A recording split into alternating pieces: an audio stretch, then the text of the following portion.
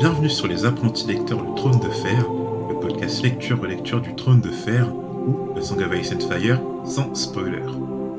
Aujourd'hui, on se retrouve pour le chapitre 19, donc soit le 5e chapitre d'Arya, toujours en présence d'Ilan, votre serviteur, noir de cheveux et de cœur, et en présence de mon acolyte, Guillaume. Toujours là, simplement. Toujours là. Donc aujourd'hui, on se retrouve pour le 5e chapitre de Arya. Et encore une deuxième petite aparté, mais putain, 5 chapitres d'Arya, quoi. Et c'est là, en voyant ça, que je comprends pourquoi une des raisons pour lesquelles le Clash of Kings est mon tome que je préfère le moins des 5, c'est parce que je trouve il est lent et il y a beaucoup de transitions. C'est-à-dire que 5 chapitres de Arya, je trouve ça beaucoup pour la quantité de choses qui s'est passé pour elle, quoi. Et J'ai pas même, l'impression qu'on a vécu énormément de choses avec elle, Guillaume. la taille des chapitres pour le ratio entre nombre de pages et nombre de choses racontées est pas ouf, hein, vraiment. Je l'ai ressenti dans ce chapitre. C'était long pour. J'ai pas eu un kiff de ouf, hein. Non, je suis vraiment d'accord avec toi. Je trouve que tout ce qui s'est passé avec Arya depuis le début du second tome, 3 chapitres auraient suffi. Et puis même ce qui se passe pour elle, c'est vraiment de la transition, quoi. C'est-à-dire que on passe d'un point A à un point B, on passe de Port-Réal et on sent qu'elle veut aller vers le nord, évidemment. Mais du coup, c'est beaucoup de trajets, beaucoup de voyages. Et c'est un peu, par exemple, tu retrouves un peu la même chose pour Jon. Ils vont une expédition de du mur, donc ils partent du mur et ils vont au-delà du mur, mais c'est beaucoup de trajets, beaucoup de voyages. Et même ceux-ci sont racontés d'une manière qui est assez lente. Et donc c'est pas... Enfin, tu sens que c'est de la transition, quoi. Mais alors, Guillaume, tu connais la série, tu connais pas forcément les livres, mais tu connais la série, donc tu vois à peu près où ils vont arriver après. Mais c'est ce qui résume pour ma tome 2, c'est vraiment voilà un tome de transition. Et c'est pour ça que je le trouve bien moins qualitatif que les 4 autres volumes de la saga. Ouais. Bon, alors, on va quand même parler du chapitre, hein, on est là pour ça. Vas-y Guillaume, je te laisse faire le résumé. Résumé rapide, on va dire. Alors, donc si on se rappelle du dernier chapitre, après il y a eu un assaut. Donc Arya aura donc échappé à l'assaut de Ville Arène par les troupes d'Amory Lorch. Elle sera accompagnée par Gendry et quelques-uns de ses camarades que je ne vais pas citer. Et ils vont finir par tourner à ce même village et trouver la cadavre de Yoren. Donc ce que ça signifie, c'est que ça ne leur laisse guère plus le choix qu'en fait que d'avancer seul vers le nord, en contournant l'œil Dieu. Pendant ce passage, événement important, c'est que Arya finira par avouer à Gendry sa réelle identité. Et plus tard, ce qui devait arriver arriva. Dans un hameau près de l'œil Dieu, Arya et ses amis finiront par se faire capturer, et l'un d'entre eux, Lomi, finira même par y trouver la mort. Merci Guillaume pour ton résumé. Donc tu m'as dit que t'avais pas trop kiffé ce chapitre, c'est ça? Je sais pas, j'ai l'impression que c'était long. Et que, je sais pas, il y a des trucs... ça me rappelle la saison 1 rien à voir, mais de la série Amazon, le Seigneur des Anneaux, genre en mode, ils avancent, peut-être qu'il est gentil, peut-être qu'il est méchant, mais ils avancent. Ouais, c'est ça, c'est... Tu sais que d'ailleurs, Pierre, c'est marrant que tu dis ça parce que dans ce chapitre, j'ai parlé des anneaux de pouvoir dans mes notes à un moment donné. Enfin, pas des anneaux de pouvoir, mais du Seigneur des Anneaux. Tu vas comprendre pourquoi. Allez, c'est parti.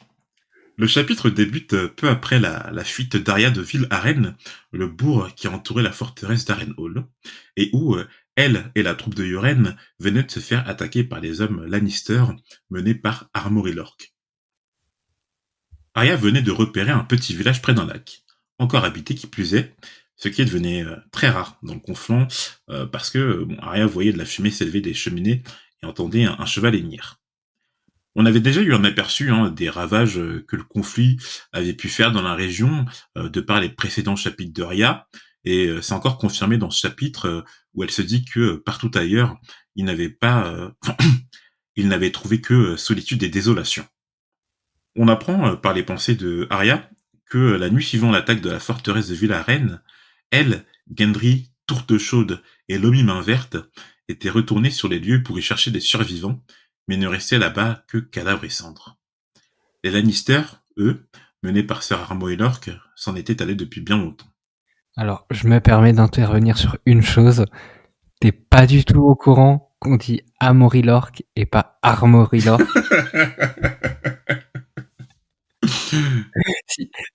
Franchement, si vous avez la ref, vous êtes des goats. Si vous avez la ref. Mais bon. Et tu sais, en plus, tu vois très bien, en plus, dans mes notes, tu sais, j'écris Armory Lorque, mais je sais pas, ça sonne moins bien que Armory Lorque, tu vois. Ouais, je suis d'accord. Je vois très bien. Mm. Bon. C'est comme, c'est comme on en avait parlé, mais c'est comme, putain, le mec de la garde de nuit, là. Celui qui est venu à Porial avec la main. Alistair Thorne. Tu sais, on dit Ah, Alistair Thorne et pas Alistair Thorne. ouais, non, mais clairement, ça c'est des noms, tu te dis pourquoi il l'a pas écrit comme ça, c'est tellement plus Mm. simple, c'est tellement plus naturel. Bon. Voilà, je voulais juste faire mon petit mème du jour. Durant leurs recherches, c'était en particulier Yoren que notre troupe cherchait. Arya était convaincu qu'il était encore vivant, il lui apparaissait trop coriace, et de plus, il faisait partie de cet ordre qu'on appelait la garde de nuit. Mais ils retrouvèrent rapidement son cadavre, le crâne fendu en deux par un coup de hache. Tout ce que Arya pouvait penser en creusant la sépulture de Yoren est qu'elle venait de perdre son seul espoir de rentrer chez elle, à Winterfell. Elle était à la fois dévastée et furieuse contre l'ancien membre de la garde de nuit d'avoir péri ainsi. Et c'est marrant parce que Arya, elle perd beaucoup de monde en vérité. Hein. Ben, tu vois, à chaque fois qu'elle a une sorte de mentor, Sayo Forel, bon, tué hors champ, mais supposé tué. Yoren, tué hors champ, mais supposé tué. Tout cela saupoudré de la mort de son père. Enfin, c'est compliqué pour Arya, quoi. Ouais. Ouais. Yoren, il a eu la gentillesse de nous confirmer la mort. Sirio Forel, Oui. franchement, ouais, je crois que ni dans la série et pour l'instant pas du tout dans les livres, on sait absolument pas s'il a survécu, quoi. On le suppose mort, mais on n'a aucune confirmation.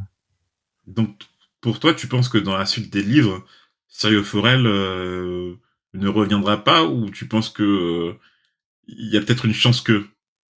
Je suis influencé par mes refs que je lis en dehors du Trône de Fer. Hmm. Eiichiro Oda, quand il tue pas quelqu'un vraiment factuel, tu vois, factuel sur une case, c'est qu'il est Hmm. pas mort. Tu vois ce que je veux dire? Donc Ouais, je suis de cette école-là où si on te le confirme pas, ça veut dire qu'il est pas mort. d'accord. Donc tu penses qu'il y aurait une chance que Sirio Forel reviendrait? Martin, il est particulier, hein. Donc franchement, l'un ou l'autre. En fait, Hmm. j'essaie de me dire qu'est-ce que ça apporterait à l'histoire de faire survivre Sirio Forel, sachant que j'ai vu des séries et que je sais un petit peu le parcours d'Arya. Je suis pas sûr que ça aura un grand intérêt, quoique. Non, je pense Ouais, pas franchement, sûr, mais il pas existe sûr. une chance, mais pas sûr quand même. Ouais, voilà. Hmm. On revient à présent aux pensées de Arya. Elle avait espoir que la petite bourgade près du lac, qu'elle était en train de surveiller, amènerait nourriture et chaleur, mais cela pouvait tout aussi bien être un repère d'Armory Lorque et de ses hommes. Aussi décida-t-elle de rester sur le qui-vive. Pendant ce temps, on a un bref aperçu de leur mode de vie depuis qu'ils avaient quitté la forteresse, et bon, il y a un passage qui m'a fait assez rire. Justement, Guillaume, tu vois, c'est quand on lit que Arya avait dû jeter ses bottes devenues vétustes et que maintenant elle s'était habituée à avoir de la vase entre les orteils, de marcher sur la terre dure et qu'à force, sa plante de pied était devenue aussi dure que le cuir. Et ça Mhm. m'a fait extrêmement penser au début du Seigneur des Anneaux, dans la communauté de l'anneau, quand Tolkien il décrit les hobbits et qui dit oui, bon, il y avait des pieds velus qui avaient des larges pieds parce qu'ils étaient faits pour marcher sur la terre ferme et que voilà leur plante du pied était telle du cuir. C'est exactement le même concept quoi. Ouais. C'est genre vraiment une petite hobbit. Ouais, bon, non, je suis en train de faire mon intello à dire que Tolkien, c'était un peu un scientifique dans l'âme et un linguiste qui, tu sais, t'as un peu ce côté sélection naturelle, tu sais, adaptation à l'environnement, etc. Et que les pieds velus, ils s'adaptent à leur environnement, etc. Mais là, plutôt pour Arya, ça reflète plutôt la transition d'une vie de noblesse à une vie, tu sais, un peu sauvage, quoi. Plus Non, mais je suis totalement permaculture. d'accord. Il y a Oui. pas tellement de lien fort entre les deux, En mais c'est vrai, juste la description me faisait oui, penser au hard foot. c'est un rappel, quoi. C'est juste un rappel, ça nous évoque des choses, mais c'est pas nécessairement pertinent, mais ouais, ça nous rappelle des choses. C'est pas nécessairement pertinent. Totalement raison. Arya avait aussi faim. Depuis l'attaque, son alimentation consistait majoritairement à manger des glands, des vers et des punaises, le tout saupoudré d'eau fraîche. Arya descendit de la cime de l'arbre d'où elle observait le village et alla prévenir Gendry de sa découverte. Le groupe était toujours accompagné de Belette, le surnom qu'ils avaient donné à la petite fille recueillie au cours de leur itinéraire. Tu te rappelles, Guillaume? Tu sais, ils avaient Oui, croisé oui, elle et oui, sa mère, et sa mère était décédée. oui, oui, oui, ça, Mm. je me souviens. Et du coup, ils l'ont appelé Belette dans ce chapitre. Mm. Gendry était sur ses gardes. Les habitants du village pourraient vouloir leur peau, selon lui, tandis que Tourte Chaude, plus naïf, pensait vouloir se rendre afin qu'ils aient la vie sauve. Quant à l'Omni Main Verte, il était devenu pratiquement invalide depuis qu'on lui avait percé son mollet avec une lance lors de l'attaque des Lannister. Des frictions apparaissaient entre Gendry, d'un côté, et Tourte Chaude et l'Omni de l'autre, sur le fait de se rendre ou non, de faire du feu afin de manger des plats chauds, etc. Mais on sent que Gendry, dont la barbe avait poussé noire et drue, avait quelque peu pris la place du chef malgré les désaccords et qu'il avait de ce fait le dernier mot. En vérité, c'est surtout Lomi qui émet le plus de réticence et est le plus prompt à émettre des idées contraires à celles de Gendry. Il voulait chasser le sanglier, ce qu'il aurait fait si sa jambe était toujours valide, bien sûr, mais Arya le contredit tout de suite, il ne savait pas de quoi il parlait. On proposa d'aller voler de la nourriture dans le village, ce qui faisait partie des aptitudes de Lomi, vu qu'il était un voleur en ville. Et j'adore la réplique de Arya. Oui, un voleur, un mauvais voleur, hein, puisqu'il s'est fait piquer. Et aussi, décida-t-on que c'est Arya et Gendry qui iraient tous les deux se faufiler dans le village au crépuscule. Et putain, qu'est-ce que je déteste les personnages comme Lomi. Franchement, ça me fout les boules, ce genre de persos. Tu sais, les persos arrogants, égoïstes. Bon, bref, c'est vraiment... non, c'est vraiment genre le type de personne, même dans la vie réelle, que j'aime pas, quoi. Tu sais, le mec, il est invalide. Tu sais, genre, c'est le mec qui doit m'ouvrir sa gueule et il se permet de mettre de... Ouais, non, mais vous, là, vous foutez rien. Si j'étais valide, moi, j'irais chasser le sanglier. Vous, vous êtes incapable, vous savez rien faire. Il est insupportable.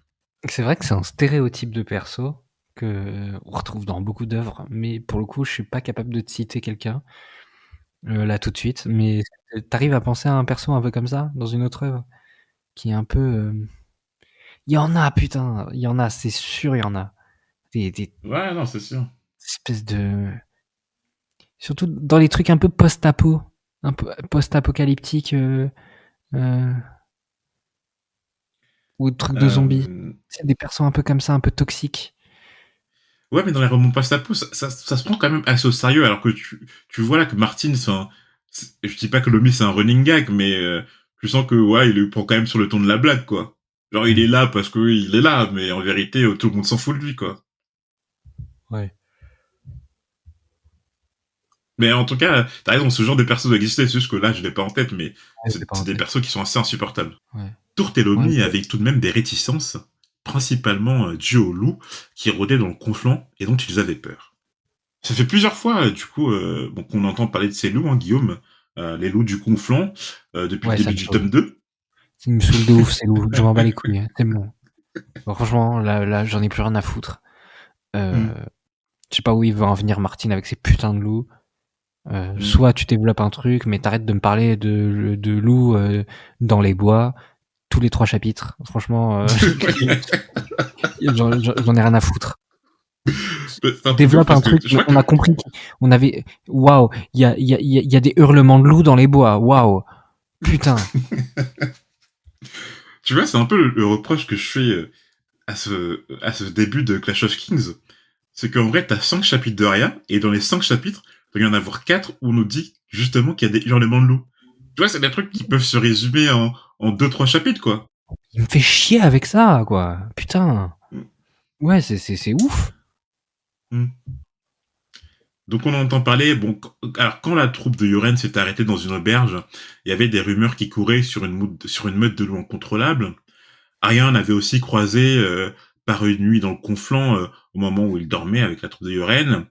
Les hurlements qu'on entendait régulièrement. D'ailleurs, les hurlements qu'avait entendu Arya juste avant l'attaque de la forteresse dans son dernier chapitre. Donc oui, à tous les chapitres, pratiquement depuis le début du tome, on entend parler de cette meute de loups, mais il y a pratiquement rien de développé, quoi. Et surtout que comment dire, c'est frustrant parce qu'on se dit à chaque fois, ah, peut-être qu'il y a un lien avec Nymeria, parce que forcément, on pense à Nymeria, hein, le loup que Arya a perdu dans le conflit, mais il y a absolument rien qui est développé, comme t'as dit, Guillaume. Ouais, voilà, c'est ça. Il y a des hurlements de loups dans les bois. Et franchement, le premier qui me dit, tu vois, le jour où on fait le chapitre où t'as Nymeria qui apparaît ou je sais pas quoi, waouh, le foreshadowing, ta gueule. Genre Mm. vraiment, foreshadowing de rien du tout. Euh, pff, rien du Mm. tout, quoi. Donc toi, tu penserais là maintenant que cette meute de loups incontrôlable dans le conflant, ça se relaterait à Nymeria et qu'il n'y aurait pas un autre développement dessous. Franchement, je pense que là où il veut en venir, c'est que essayer de nous faire penser à Nymeria, mais j'en ai rien à foutre. Hmm. J'en ai rien à foutre. Genre vraiment. Bon, à moins que. Non, non, non, franchement, ça fait. À chaque fois, il le mentionne et ça m'en fait bouger une sans l'autre, quoi. Genre. Gendry et Arya s'en allèrent finalement, silencieusement d'abord. Gendry resta muet une partie du trajet et brisa son silence en déclarant Lomi va mourir, je crois. Ce pronostic ne surprit guère Arya. Elle en avait vu d'autres, hommes, mourir de blessures similaires, mais essaya tout de même de garder espoir. Peut-être que s'il croisait la route d'un maître, espoir touché rapidement par Gendry. On ne croiserait pas de maître ici, et même dans ce cas-là, le maître n'en aurait pas grand-chose à faire de Lomi. Gendry voulait que le jeune garçon meure rapidement. Il hésitait même à l'abandonner, car c'était sûr et certain que si c'était lui qui avait été blessé, Lomi n'aurait pas hésité à continuer son chemin sans lui. En vérité, il fallait même tous les abandonner, selon Gendry. Belette, Lomi, Tourte Chaude, tous les ralentissaient, lui et Arya, qui était à ses yeux la seule à avoir une quelconque utilité, même si elle était une fille. Donc assez cynique en vérité Gendry, hein, mais on le comprend, hein. Enfin, je veux dire là, c'est des gamins lâchés dans la nature, dans le conflant, qui est ravagé, pragmatique quoi. Pragmatique. On sait pas comment on réagirait à sa place dans sa situation, mais ça sent que même s'il déclare tout ça, il y a quand même, enfin tu vois, il a quand même porté Lomi sur sa civière depuis enfin depuis l'attaque de la forteresse. Donc ça sent qu'il a quand même un bon fond, mais il se dit que putain, on continue comme ça, on va jamais, on va tous y passer quoi. Ouais. Ouais, ouais. Très. Ouais, une analyse très froide, hein, très froide Mm. et pas forcément injuste, hein. On n'est pas.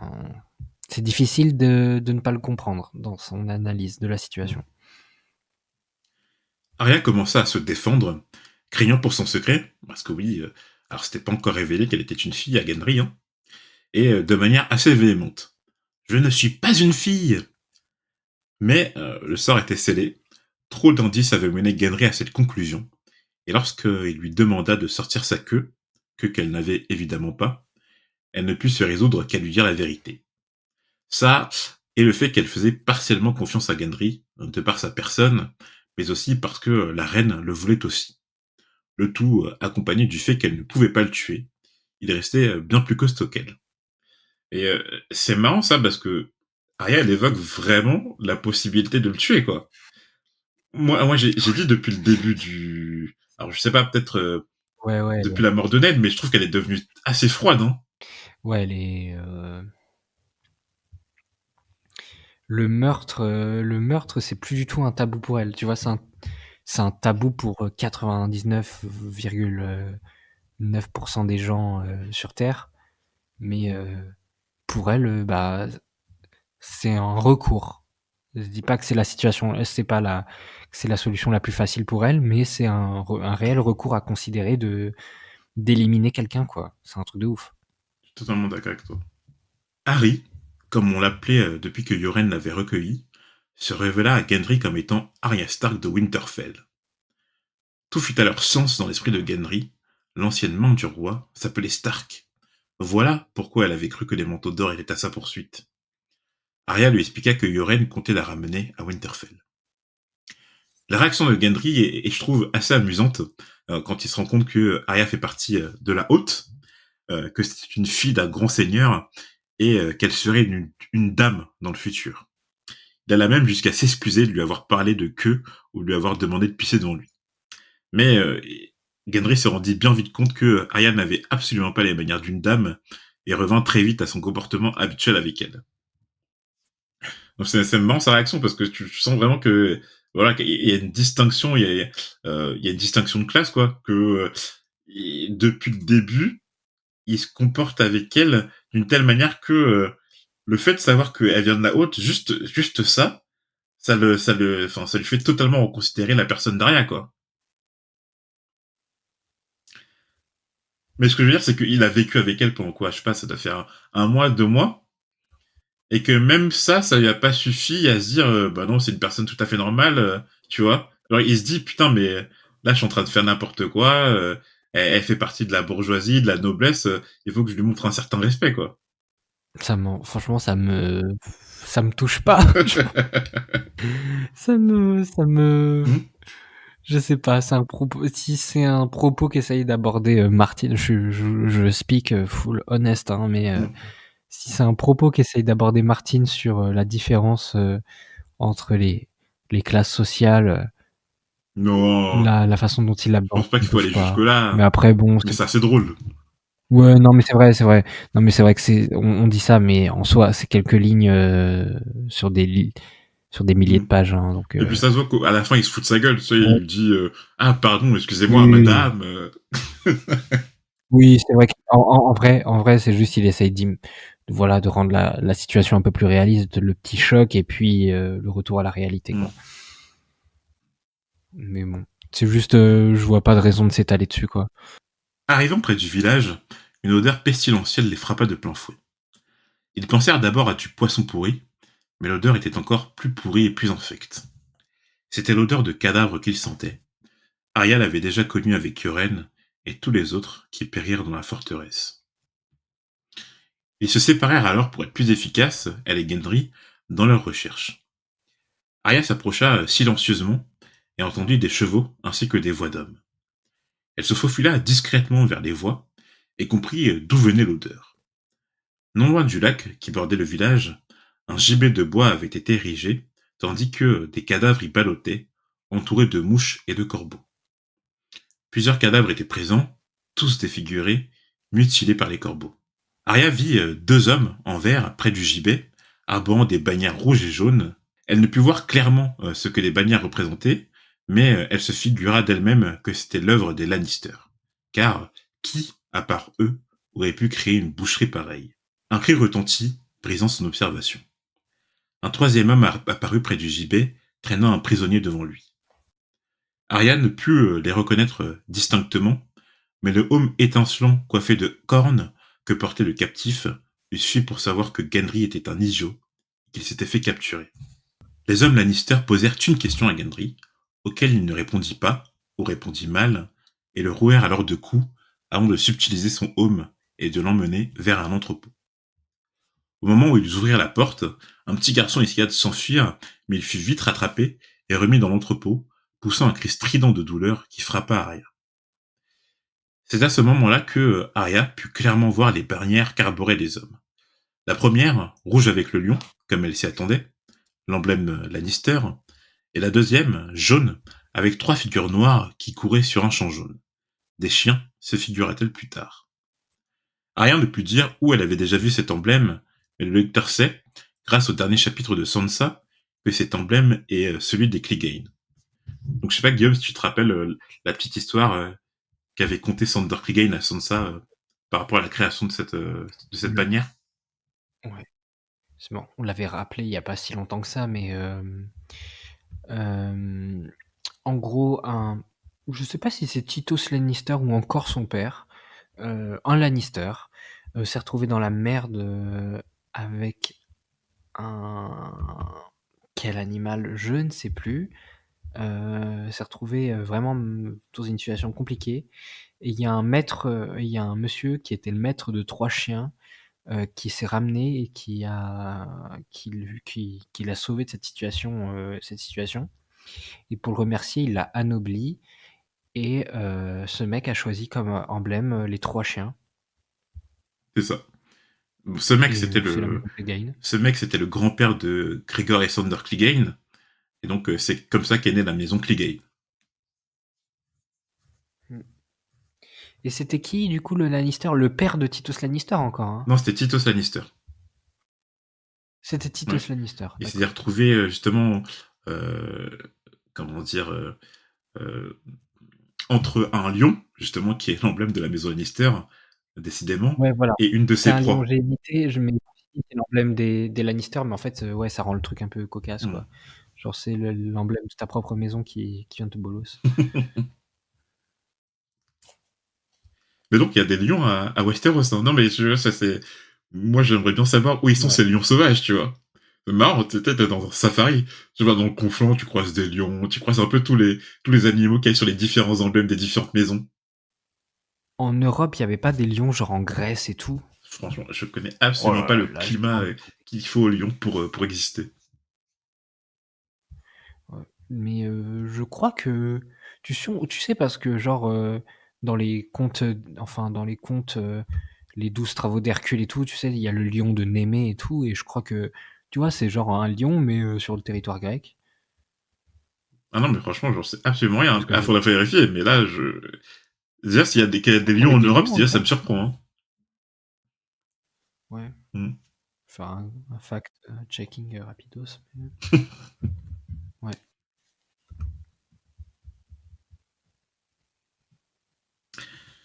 Et bon, voilà, on comprend donc alors que les hommes près de l'entrepôt étaient des hommes de Gregor Clegane, la montagne, chargés par Tywin Lannister de mettre le conflant à feu et à sang. Arya observa pendant une longue période les gardes de Lannister et Clegane de l'entrepôt, mais elle ne vit aucune faille lui permettant de libérer Gendry de cette prison. Elle revint alors au campement où se trouvaient Lomi, Tourtechaude et Belette. Elle put alors leur exposer un semblant de plan. Tourtechaude et elle allaient se faufiler, tuer les gardes pour qu'elles puissent ouvrir la porte de l'entrepôt. Les deux garçons restèrent circonspects face à celui-ci, d'autant plus quand elle leur apprit qu'elle avait compté au minimum 20 gardes. Sauf que... Oh putain, c'est beaucoup. C'est beaucoup. Alors, mon record, sur un mois, c'est 9 gardes et je peux vous dire que c'est vraiment beaucoup. 20 gardes, c'est Non énorme. mais, Je sais pas en combien de temps, mais tu sais, c'est des vraies missions d'infiltration, quoi. ah, c'est énorme, hein, 20 gardes. Je peux vous le dire. Sauf que l'autre perspective, celle où l'on ne sauvait pas Gendry et qu'il resta à 3, voire 2 et demi, en comptant la blessure de Lomi, ne les enchantèrent guère plus. Aussi, Tourtechaude décida d'accompagner Arya. Ils rejoignirent le village au bout de quelques heures, longèrent silencieusement le gibet, mais lorsqu'un corbeau se posa sur Tourtechaude, il ne put réprimer un hoquet qui alerta les gardes. Tourtechaude, effrayé, se leva alors, agitant les bras. Je me rends! Je me rends! Cria-t-il. Arya ne put se résoudre qu'à le soutenir en dégainant aiguille, mais trop de gardes les entouraient. Elle éprouvait une certaine honte lorsqu'on lui prit aiguille des mains, l'épée que Jon lui avait donnée, l'épée que Syrio Forel lui avait appris à manier. Lorsqu'elle se retourna pour voir ce qu'il en restait de Tourte, Arya vit qu'il était agenouillé devant l'homme le plus colossal qu'elle ait jamais vu.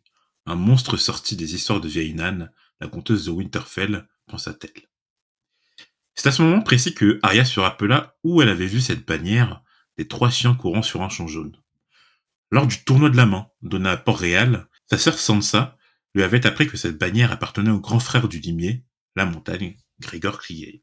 Tourte avait dû leur révéler qu'ils étaient accompagnés de Lomi et Belette, car la montagne lui ordonna de les conduire jusqu'à eux. En s'approchant du campement, ils entendirent Lomi crier qu'il se rendait. Le simple fait de voir les hommes Lannister lui avait fait jeter sa lance. Belette était quant à elle partie. La chaleuse s'était enfuie dès qu'elle avait entendu le boucan des gardes. Donc c'est vrai que, alors, Lomi et Tourte, ils apparaissent dans la série, mais pas Belette. Et sachant que là, elle s'est Non. enfuie et qu'on ne la revoit pas d'ici la fin du chapitre, est-ce que tu penses que elle aura une importance plus tard ou juste t'as un personnage secondaire, voilà quoi, dont on ne reverra plus et qu'on s'en fout un peu au final. Alors, les règles de bonne écriture et notamment le fusil de Tchekhov tendent à dire qu'elle doit avoir une importance, sinon c'est une perte de temps pour l'auteur et pour les Mmh. lecteurs. Donc je pense qu'elle doit avoir une importance, enfin qu'elle devrait avoir une importance et même qu'elle doit avoir une importance.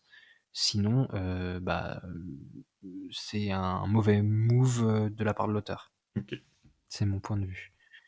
Et pour ceux qui savent pas, le fusil de Tchekhov, c'est si tu mets c'est un exemple, classique, notamment surtout utilisé au ciné où si tu montres quelque chose, c'est qu'il doit être utilisé plus tard. Mmh. C'était un film de Tchekhov où il y avait un fusil qui était en arrière-plan et qui a fini par être utilisé plus tard dans le film.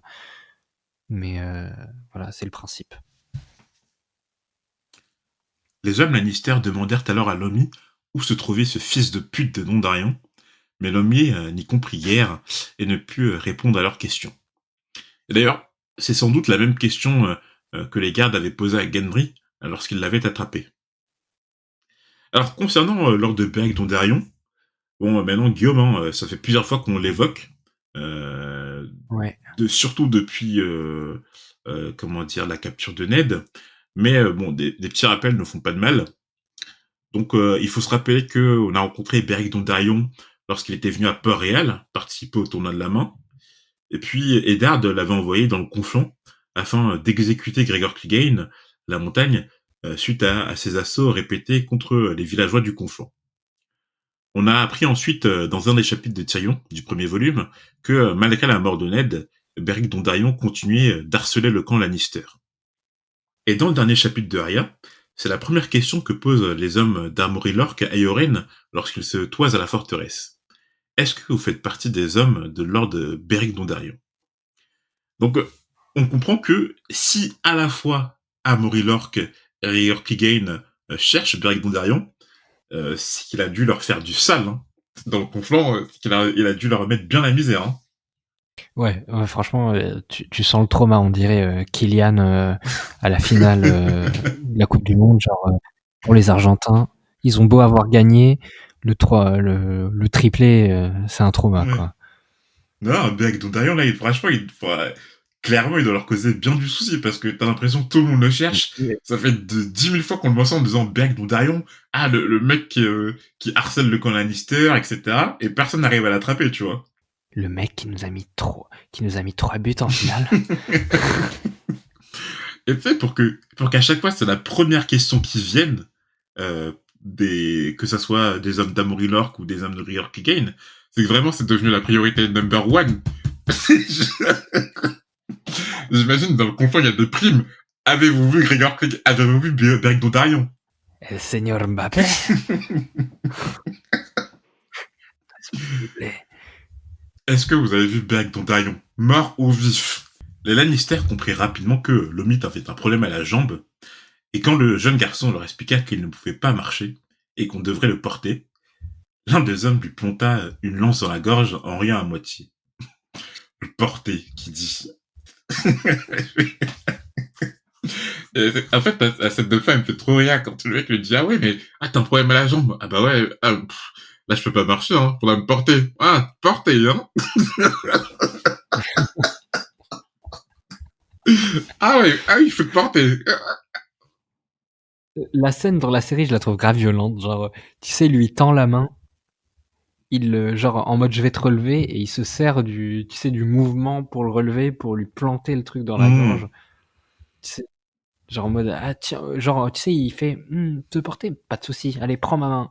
Ouais. Il le tire comme ça C'est vrai que la scène dans la série et est il assez utilise et c'est pas une lance, hein, aiguille, c'est l'épée d'Arya dans la série. ouais. C'était bien trouvé, enfin, c'était bien la scène, elle était bien dans la série. C'est vrai que dans la scène dans la série est assez violente, quoi. Alors que là, il y a un petit côté marrant, quoi. Tu as un ascenseur émotionnel dans la série, tu es en mode: «Ouf, oh là là». Non, franchement, tu rigoles pas dans la série, tu es en mode: «Ouf». Mmh. Je suis d'accord. Ça met un coup de froid, hein, c'est un coup de des scènes un peu psychopathes là, c'est violent. Mmh.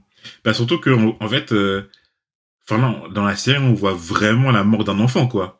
Il a je sais pas, l'homme, il doit Mmh. avoir quoi? 10, 11 ans et on lui plante une épée dans la gorge. Ouais, ouais, c'est violent, c'est un enfant, quoi, c'est juste un gosse. Mmh. Il a beau être chiant, c'est un gosse. Enfin voilà, on a terminé pour, ce chapitre. On espère que, qu'il vous a plu, en tout cas que vous avez apprécié de nous écouter. Moi, je l'ai dit, hein, le A Clash of Kings, sincèrement, c'est vraiment pas mon tome préféré. C'est un euphémisme, hein, c'est le tome que je préfère le moins des 5. Il y a plusieurs chapitres, qui me font un peu chier. Donc voilà, je le fais parce qu'il faut les faire et c'est toujours le trône de fer, donc ça me fait plaisir. Mais c'est vrai que parfois, c'est un peu compliqué d'y prendre du plaisir. Donc on espère avancer vite et, euh, et atteindre... c'est vrai que la fin du tome est mieux déjà, moi je trouve. Mais après, on attend le Graal, quoi. Les 3 derniers tomes, Storm of Swords, Fist of Crows et Dance of Dragon, là, c'est du diamant brut. Donc, donc voilà, je vous remercie Guillaume, hein. Moi je le remercie en tout cas d'être présent. J'espère que vous me remercierez moi aussi. On attend toujours vos retours, tout ça. Et puis on vous dit à la prochaine. À la prochaine.